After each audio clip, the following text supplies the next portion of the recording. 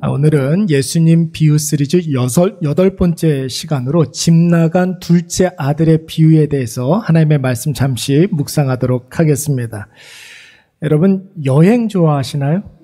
요즘 여행 좋아하시는 분들 굉장히 많이 있는데, 여러분, 여행이 즐겁고 힐링이 되는 그런 여행이 되기 위해서 가장 중요한 것이 무엇입니까? 어떤 분들은 어디를 가느냐? 이게 중요합니다. 이렇게 이야기하는 분들도 있고, 뭐 타고 가느냐? 여행에 있어서 뭐 타고 가느냐? 이것도 중요하죠.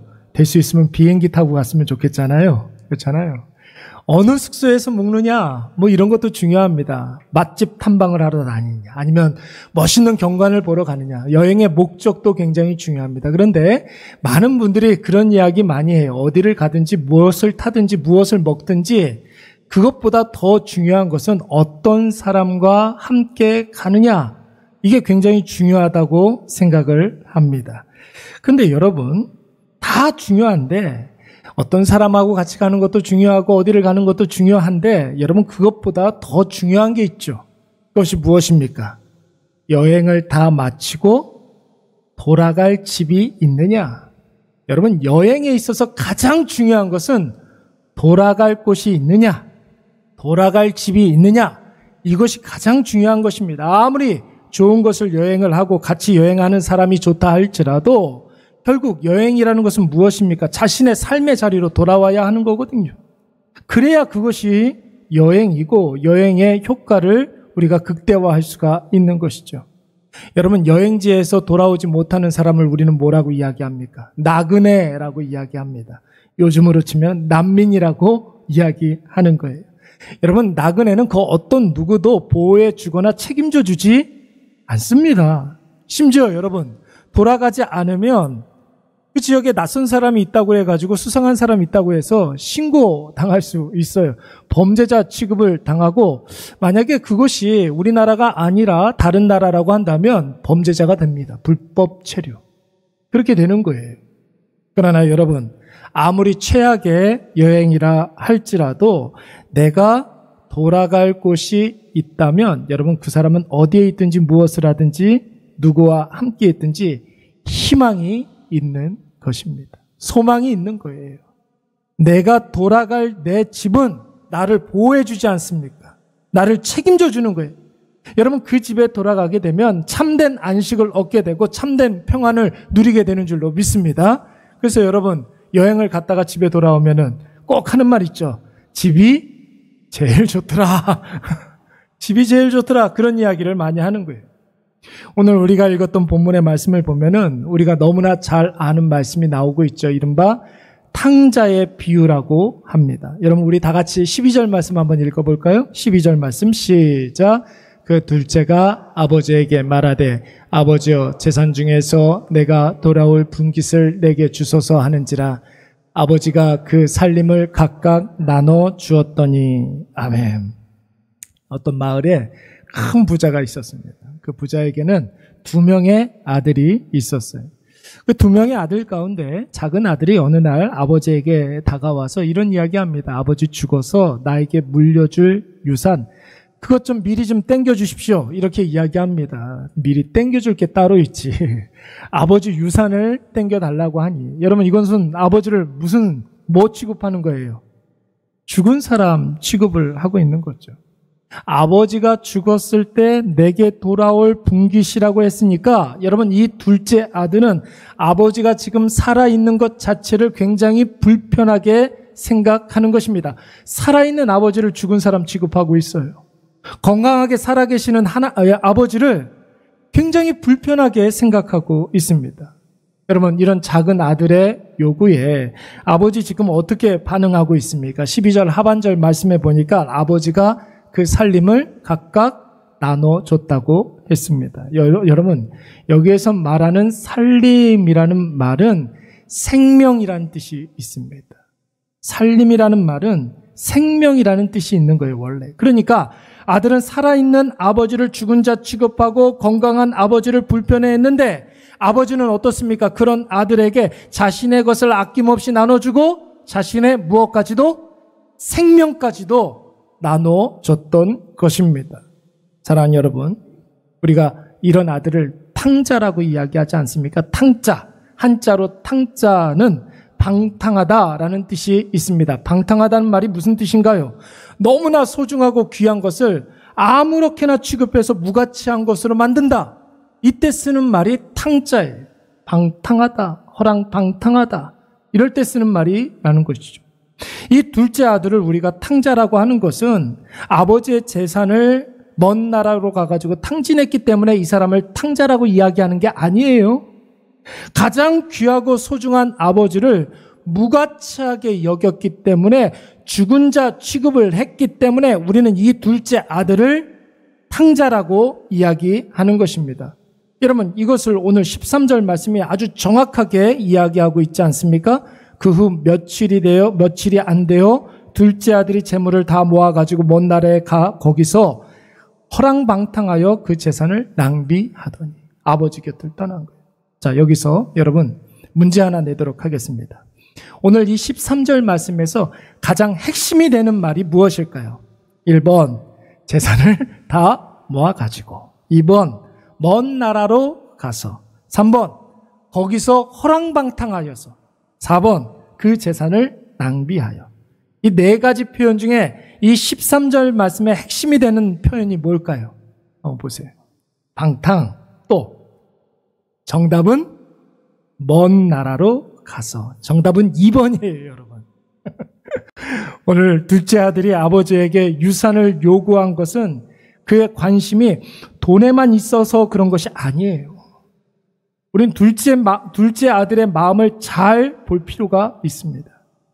둘째 아들은 아버지의 재산이 탐났던 것이 아닙니다. 그에게 진짜 문제는 무엇이냐면 살아있는 아버지가 불편했던 거예요. 아버지 그늘에서 벗어나서 아버지 없는 곳으로 가서 아버지와 상관없이 살아가는 것, 그것이 이 둘째 아들의 목적이었습니다. 그래서 이 둘째 아들은 아버지로부터 최대한 멀리 떨어진 나라로 간 것입니다. 여러분, 우리는 둘째 아들의 문제점을 아버지 재산을 다 탕진했다라고 생각을 하는 것이죠. 그건 본질적인 문제가 아닙니다. 이 둘째 아들의 본질적인 문제는 무엇이냐면 아버지를 떠났다라는 것이, 모든 것을 다 주시는 그 아버지를 떠났다는 것이, 모든 것을 계속해서 공급해 주시는 그 아버지를 떠났다는 것이죠. 아버지를 떠났기 때문에 그가 허랑방탕하게 된 것이고, 아버지를 떠났기 때문에 이 사람이 망한 거예요. 비참하게 된 것입니다. 여러분 한번 보십시오. 둘째 아들이 지금 가지고 있는 그 재산은 어디에서부터 온 것입니까? 누가 준 거예요? 아버지가 준 거예요. 그런데 여러분, 이 아들이 아버지와 관계가 끊어졌습니다. 아버지와 아들의 관계가 끊어졌다는 것은 이제는 아버지로부터 그 어떤 것도 공급받을 수가 있다 없다? 없다라는 것이죠. 그렇다면 여러분, 이 아들이 지금 가지고 있는 것이 무엇이든 얼마가 됐든 간에 아버지로부터 공급되어지는 것이 이제는 끊어졌으니까 자기가 가지고 있는 것은 곧 시간이 지나면 다 어떻게 된다? 고갈된다라는 거예요. 아버지와 관계가 끊어진 그 순간 그의 비참함과 그의 무일푼이 된 것과 그의 모든 망하는 것들, 이런 것들은 이미 예고가 된 것이죠. 사랑하는 여러분, 아담과 하와가 죄를 범했습니다. 아담과 하와가 지었던 그 죄를 우리는 불순종의 죄, 교만함의 죄, 자기 숭배의 죄, 이렇게 이야기를 합니다. 여러분, 그 죄가 아담이 지은 동시에 무엇이 들어왔느냐면 사망이 들어오게 된 거예요. 아담과 하나님과의 관계가 끊어지자마자 이 세상에 사망이 들어온 것입니다. 여러분, 겉으로 볼 때에 아담에게 그렇게 큰 변화가 없는 것처럼 보입니다. 그런데 여러분, 사망이 아담에게 들어옴과 동시에 아담이 가지고 있었던 것, 아담이 지금 누리고 있는 모든 것들이 다 의미가 없어지게 된 것이죠. 그 모든 것들이 공허하게 되고 그 모든 것들이 허무하게 된 것입니다. 아담이 지금 무엇을 누리고 있든 간에 사망이 자기에게 들어옴과 동시에 그 모든 것들은 다 의미가 없어지게 된 거예요.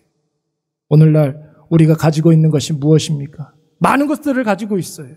우리가 누리고 있는 것들, 굉장히 많은 것들을 누리고 있습니다. 여러분, 그 모든 것들이 하나님께로부터 왔다 고백하는 사람들은 그 소유물과 그 누리는 것들이 다 의미가 있게 되는 줄로 믿습니다. 하나님께서 나에게 주신 것이기 때문에 그 모든 것들이 다 의미 있게 되는 것이 하나님의 뜻이 있어서 나에게 이것을 주셨구나. 그렇다면 이 모든 것들 하나님의 뜻대로 사용해야 되겠다. 하나님의 의도가 있어서 나에게 지금 이것을 누리게 하시는구나. 그렇다면 내가 이것을 누리는 내내 하나님께 영광을 돌려드려야겠다. 여러분, 모든 것들이 하나님께로 왔다 이렇게 생각하는 사람들은 삶의 자세가 이렇게 바뀌게 됩니다. 여러분, 생명이신 하나님과 우리가 연결되어 있으면 우리가 가지고 있는 것이 아무리 하찮고 사소한 것이라 할지라도 여러분, 그것은 다 의미가 있어지고 소중해지고 귀해지는 것입니다. 생각을 해보세요. 엄마가 끼던 가락지, 엄마가 물려준 그 가락지. 여러분, 중고 마켓이나 요즘 당근 마켓 이렇게 가서 팔면은 얼마나 받겠습니까, 그게. 그런데 여러분, 그 무엇과도 비교할 수 없을 정도로 그 엄마가 물려준 가락지 굉장히 귀한 것 아니겠습니까? 그 가락지가 무엇과 연결되어 있기 때문에? 엄마하고 연결되어 있기 때문에. 아빠가 쓰던 만년필 아들에게 물려줬습니다. 여러분, 당근에 내다 팔면은 그게 얼마나 받을 수 있겠어요? 그런데 그 무엇과도 비교할 수 없을 정도로 그 만년필은 귀한 거예요. 아버지와 연결되어 있기 때문에 그런 것이지요. 여러분, 하나님과 연결되어 있다면 그것이 무엇이든 간에 같이 있어지는 줄로 믿습니다.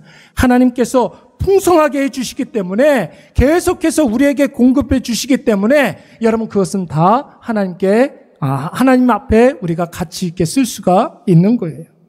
그러나 여러분, 세상에는 자기에게 있는 재능, 자기에게 있는 능력, 소유, 가족, 직업 이런 것들이 다 자기로부터 왔다 이렇게 생각하는 분들이 더러 있습니다. 여러분, 하나님과 전혀 상관없이 자기가 노력하고 자기가 최선을 다해서 내가 쟁취하고 내가 소유로 삼은 것, 여러분, 이런 모든 것들 잘 한번 생각을 해보세요. 그것이 영원합니까? 내가 노력해서 얻었다고 생각하는 그 순간 그것은 영원하지 않아요. 나에게 온 것이 어떻게 영원할 수가 있겠습니까? 내가 영원하지 않은데. 나에게 나온 것이 어떻게 나를 지켜줄 수 있겠습니까? 나 자신이 연약한데. 나에게 나온 것은 내가 누리고 있는 것이 나에게로부터 왔다고 생각하는 그 순간 여러분, 그것 때문에 우리는 불행해지게 되는 것입니다. 한번 생각을 해보세요. 나에게 가장 중요한 것, 내 삶에 가장 중요하다고 생각되어지는 것, 그거 무엇입니까? 우리의 생명. 나에게 왔습니까? 하나님께서 주신 줄로 믿습니다. 우리 가족, 내가 선택했어요? 얼마나 소중해요. 내 사랑하는 자녀들, 내 자식들. 근데 여러분, 그거 누가 주셨습니까? 하나님께서 주신 거예요. 우리가 타고난 그런 재능도 있습니다. 여러분, 우리의 건강, 내가 노력하면 지킬 수 있습니까? 하나님께서 지켜주시는 거예요. 내 노력과는 상관이 없는 것들입니다. 그런데 하나님께로부터 온 것을 하나님과 상관없이 나만을 위해서 쓰면 여러분, 그것은 언젠가는 다 고갈되고 소진되는 거예요. 소진되고 없어진 그것 때문에 우리는 오히려 비참해지고 완전히 망해버리는 것입니다.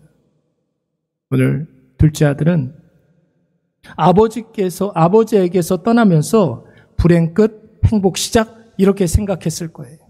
그러나 여러분, 현실은 어떻습니까? 이 둘째 아들이 아버지를 떠남과 동시에 그 둘째 아들의 비극이 시작되고 있습니다.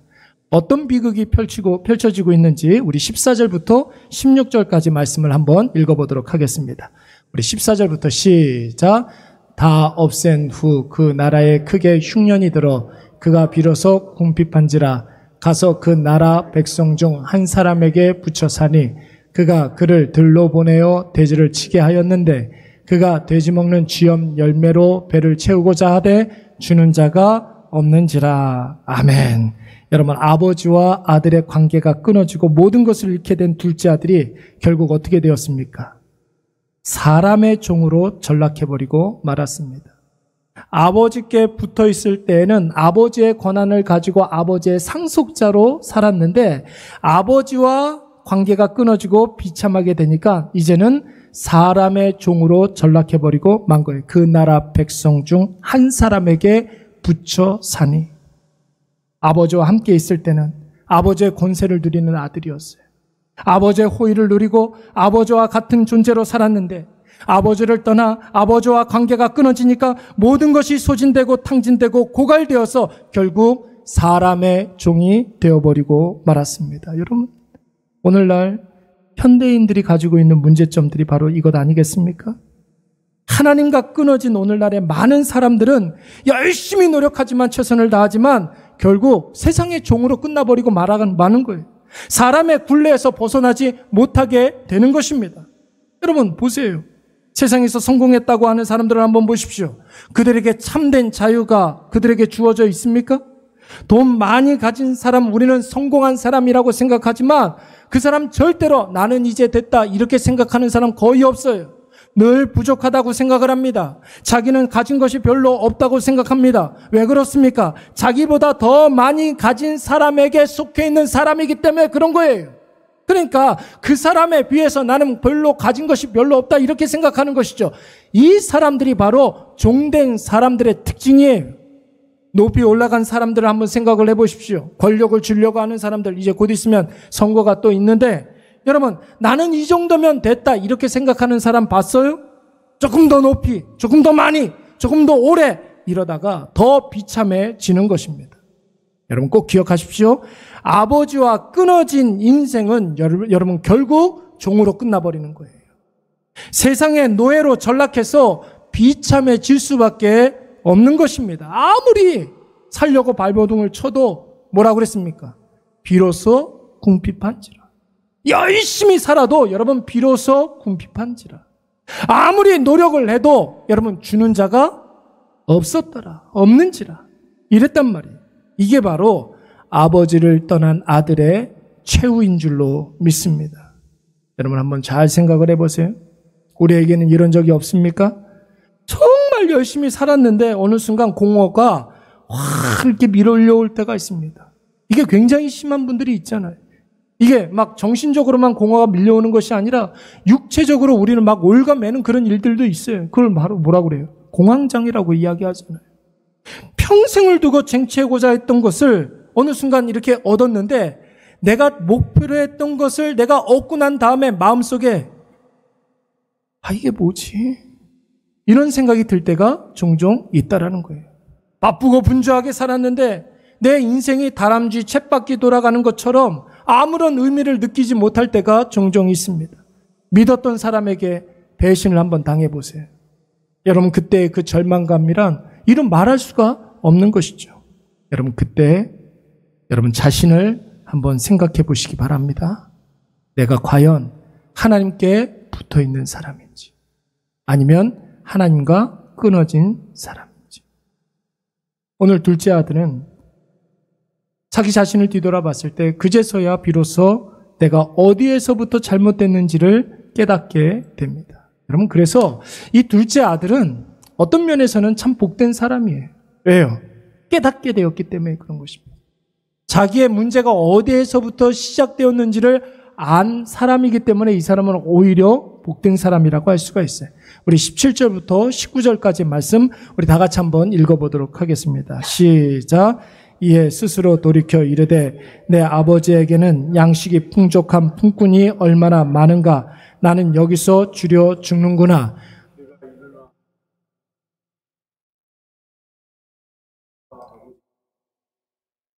지금부터는 아들의 아들이라 일컬음을 감당하지 못하겠나이다. 나를 품꾼의 하나로 보소서 하리라 하고. 아멘. 여러분 둘째 아들은 자신이 굶어 죽게 된 이유를 뭐라고 결론 내렸습니까? 아버지에게서 자기가 떠났기 때문이라고 생각한 거예요. 여러분 정답이에요. 자신의 그 비극과 비참함의 그 이유가 아버지를 떠났기 때문에 자기가 이렇게 망하게 되었다라고 생각을 했습니다. 자신의 비참한 현실의 원인이 뭐라고 생각했습니까? 아버지께 자기가 죄를 지었기 때문이라고 생각을 했습니다. 그래서 스스로 생각하기를 자기가 사는 유일한 길은 무엇이라고 생각했습니까? 아버지의 머슴이라 할지라도 아버지 곁에 있는 것, 그것이 바로 자기가 사는 유일한 길이라고 생각을 했던 것이죠. 여러분, 우리는 이것을 무엇이라고 이야기합니까? 이에 스스로 돌이켜. 이 말을 우리는 두 자로 뭐라고 이야기해요? 회개라고 이야기를 하는 거예요. 드디어 이 둘째 아들이 회개하기 시작한 거예요. 여러분, 회개의 핵심이 무엇일까요? 회개해서 잘 먹고 잘 살기 위해서 회개하는 게 아니에요. 막혔던 것이 좀 풀렸으면 좋겠다 생각해서 회개하는 게 아니에요. 회개해서 만사, 형통, 무사, 안일, 부국, 강병, 태평, 성대, 유유, 자저 이런 것을 누리기 위해서 우리가 회개하는 것이 아닙니다. 회개의 목적은 딱 하나예요. 아버지께로 돌아가는 것. 그게 바로 회개예요. 끊어졌던 아버지와 아들의 그 관계가 회복되는 것. 그게 회개입니다. 그것이 바로 회개의 유일한 목적인 줄로 믿습니다. 그래서 여러분, 아버지와 관계가 회복된 사람은 어떻게 해서든지 아버지 곁에 머물러 있으려고 노력하는 것이죠. 끊어지면 어떤 일이 벌어진가를 알았기 때문에. 수단과 방법을 다 동원해서라도 아버지 곁에 머물려고 하는 것입니다. 그래서 여러분, 이런 사람들은 길을 쓰고 예배의 자리로 나오게 되는 줄로 믿습니다. 여러분, 예배가 뭐예요? 하나님 앞에 서는 거예요. 자기 자신을 하나님 앞에 세워 놓는 것입니다. 어떻게 해서든지 여러분, 하나님과 대화를 시도하는 사람이 그게 뭐예요? 기도의 자리로 나아가려고 하는 것입니다. 계속해서 하나님께 묻고 하나님께 내 마음의 모든 상태들을 토로하고 자기의 답답함과 자기의 연약함과 자기의 부족함을 하나님 아버지 앞에 이야기하려고 하는 사람, 기도의 자리로 나아가는 거예요. 이런 사람은 또 세상 두 쪽이 나도 말씀을 꼭 읽으려고 하는 사람이죠. 왜요? 기도했기 때문에 이번에는 응답을 들어야 되기 때문에 그런 것이죠. 말씀으로 하나님의 뜻을 알고자 하나님의 뜻에 계속해서 관심을 기울이게 되는 것입니다. 여러분, 그것이 바로 아버지와 연결된 사람의 특징이에요. 하나님과 긴밀히 교제를 나눈 사람의 특징. 아버지 곁에 오래 머물러 있고 싶어하고 예배의 사람이 되고 아버지와 많은 대화를 나누고 싶어하고 기도의 사람이 되려고 하고 아버지의 뜻을 어느 정도 아는 사람, 하나님의 뜻을 깨닫는 사람, 말씀의 사람이 되는 것이죠. 그러면 여러분, 아버지가 좋아하는 것을 나도 좋아하고 아버지가 싫어하는 것을 나도 싫어하게 되는 것이죠. 우리는 이런 사람을 뭐라고 이야기하냐면 주님 닮아가는 사람이라는 줄로 믿습니다. 주님을 닮아가는 사람이에요. 부부를 한번 보세요. 결혼을 해서 30년, 40년 정도 사시는 분들은 어딘가 모르게 은근히 이렇게 닮아 있는 것을 볼 수가 있습니다. 그렇죠? 생김새가 닮아가는 사람들도 있지만 알 수 없는 그 특유의 분위기가 이렇게 닮아가는 사람들이 있어요. 별로 그걸 기분 나빠하게 생각하는 분들도 있는데 여러분, 어쩔 수 없어요. 왜 그렇습니까? 눈을 뜨면 그 사람이 내 앞에 있고, 자기 전에 있었던 사람이 자고 나서도 있고, 여러분, 그 사람하고 제일 많이 대화를 많이 나누고, 그 사람 좋아하는 것을 어찌됐든 간에 계속 같이 하려고 그러고, 그 사람 싫어하는 것은 해요, 안 해요? 잘 안 하려고 그런단 말이에요. 그러다 보면 부부가 서로 닮아가는 것이죠. 여러분, 둘째 아들이 지금 회개하고 있습니다. 회개의 목적이 무엇이라고 그랬습니까? 조금 더 잘 먹고 잘 살기 위해서 회개하는 것이 아니라 그냥 단순히 하나님 앞에 아버지께 그냥 나아가는 거예요. 그와 함께 있기를 원하는 거예요. 여러분, 모든 비극이 아버지와 끊어져서 발생되는 것이라고 한다면 여러분, 우리의 행복은 어디에서부터 시작됩니까? 아버지와 연결되는 것에서부터 우리의 행복이 시작되는 줄로 믿습니다.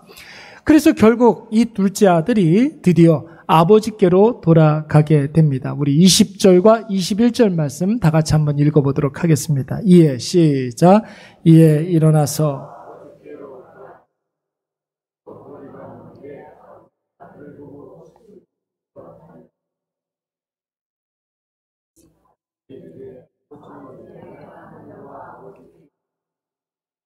지금부터는 아버지의 아들이라 일컬음을 당하지 못하겠나이다 하나. 아멘. 여러분 한번 보세요. 아들이 아버지께 돌아와서 아버지, 내가 잘못했습니다. 아버지, 나를 용서해 주세요. 아버지, 나를 품꾼의 하나로 여겨주세요. 이렇게 고백을 해서 아버지가 이 둘째 아들을 용납해 준 것입니까? 아니에요, 여러분. 오늘 본문의 말씀을 한번 보세요. 오늘 본문은 분명히 아직도 거리가 먼데 아버지가 그를 보고 측은히 여겨 달려가 목을 안고 입을 맞췄다고 그랬습니다. 아들이 아버지를 먼저 발견한 것이 아니라 아버지가 아들을 먼저 발견한 거예요. 아직 아들은 아버지를 발견하지 못했습니다. 그런데 아버지가 먼저 아들을 발견했어요. 왜요? 아들이 떠난 그날부터 동구 밖에 나가서 아버지는 그 아들이 돌아오기를 기다리고 있었기 때문에 그런 거예요. 인생의 유일한 목적이 아들이 돌아오는 것인 것처럼 동구 밖에 나가서 간절한 마음으로 아들을 찾고 또 기다렸기 때문에 저기 멀리서 아들의 실루엣만 보여도, 그림자만 보여도 아들이구나 생각하고 그에게 달려갔던 것입니다. 아들이 아무것도 하지 않았는데 아버지가 아들을 먼저 발견하고 목을 안고 입을 맞추고 반갑게 맞이해 준 것이에요. 아들을 만나고 난 다음에 아들이 이제 21절 말씀에 보니까 아버지께 고백을 합니다. 자신의 죄를 고백해요.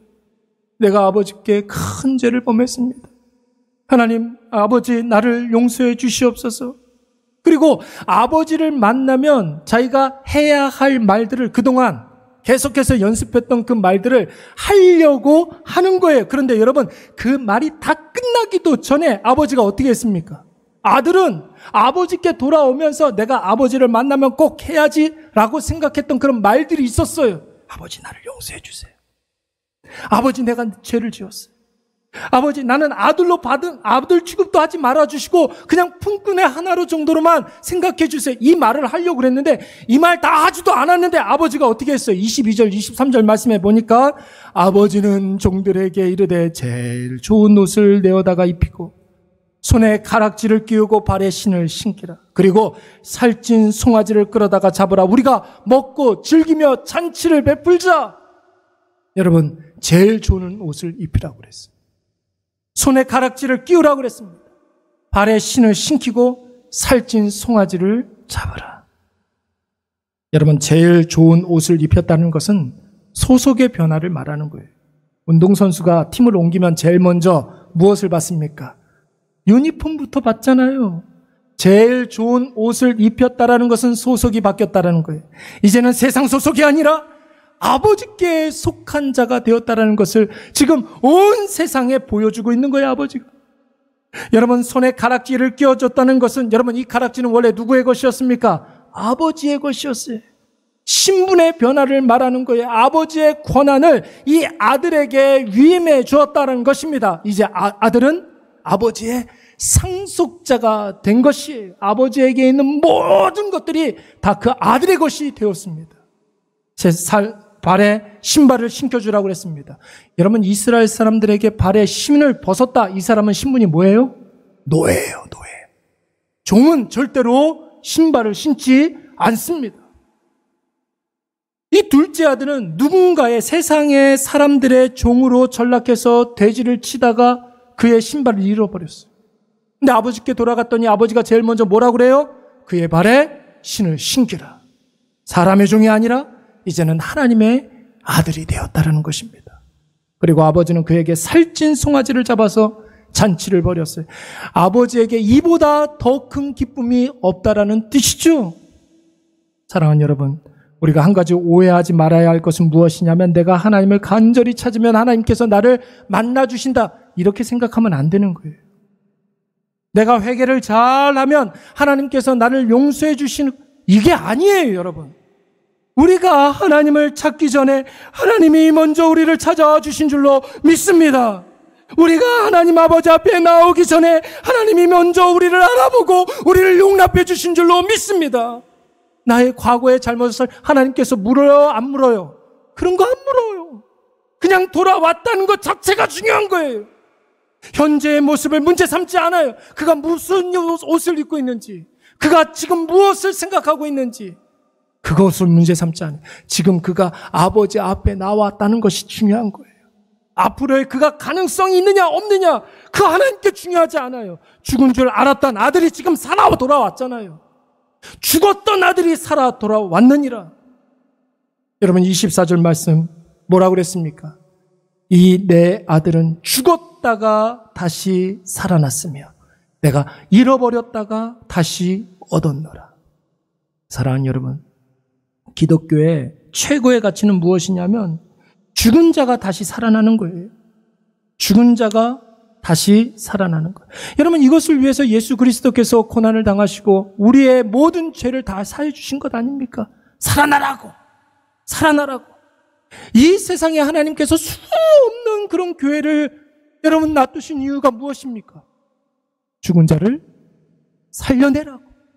우리를 구원해 놓고 하나님 나라로 데리고 가시지 아니하고 이 세상 가운데 우리를 남겨놓으신 이유가 무엇입니까? 우리 각 사람에게 죽은 자 살리는 사명을 주셨기 때문에 그런 것이에요. 여러분, 우리 가운데 과거에 자기 마음대로 살다가 교회 한번 나가볼까 하는 그런 마음으로 이곳에 오신 분들이 있습니까? 참 잘 오셨습니다. 하나님이 얼마나 기뻐하시는지 몰라요. 그냥 기뻐하시는 정도가 아니라 하나님 나라에 대기할 것이 없는 의인 99명으로 인한 그 기쁨보다 더 큰 기쁨을 누린다고 그랬어요. 혹시 신앙생활 잠시 쉬다가 그래도 좀 이제는 예배라도 좀 드려야겠다 이렇게 생각해서 오신 분들이 있습니까? 더 나아가서 제일 먼저 내 신앙부터 회복했으면 좋겠다 이렇게 생각해서 오신 분들이 있어요? 참 잘 오셨습니다. 그렇습니다. 여러분 그렇게 해야 돼요. 여러분이 신앙생활 쉬는 동안에 그가 어떻게 살았는지 하나님 물어보지 않아요. 무엇을 했는지 그거 문제 삼지 않아요. 어떻게 파산했는지 하나님께서 그거 체크하지 않아요. 하나님에게 중요한 것은 지금 저와 여러분이 이 자리에, 예배의 자리에, 기도의 자리에, 말씀의 자리에 와 있다라는 것이 아버지께는 중요한 거예요. 오늘 여러분 한 사람 한 사람으로 인하여서 기뻐하시는 하나님의 그 감격스러운 마음을 절절히 느끼시기 바랍니다. 하나님의 마음이 느껴야, 이 기뻐하는 하나님의 마음이 느껴져야 참된 기쁨, 참된 희락, 감격과 감사, 이것이 우리의 삶에 넘쳐나게 되는 거예요. 그 감격이 있어야 기꺼이 우리가 순종할 수가 있는 것이고, 그 감격이 있어야 우리의 삶에 변화가 나타날 줄로 믿습니다. 오늘 이것을 꼭 기억하셔서 하나님께로 돌아가시기 바랍니다. 하나님 품에 거하시기 바랍니다. 그리고 거기서 놀라운 회복을 경험하시는 저와 여러분이 되시기를 간절히 축원합니다. 우리 다 자리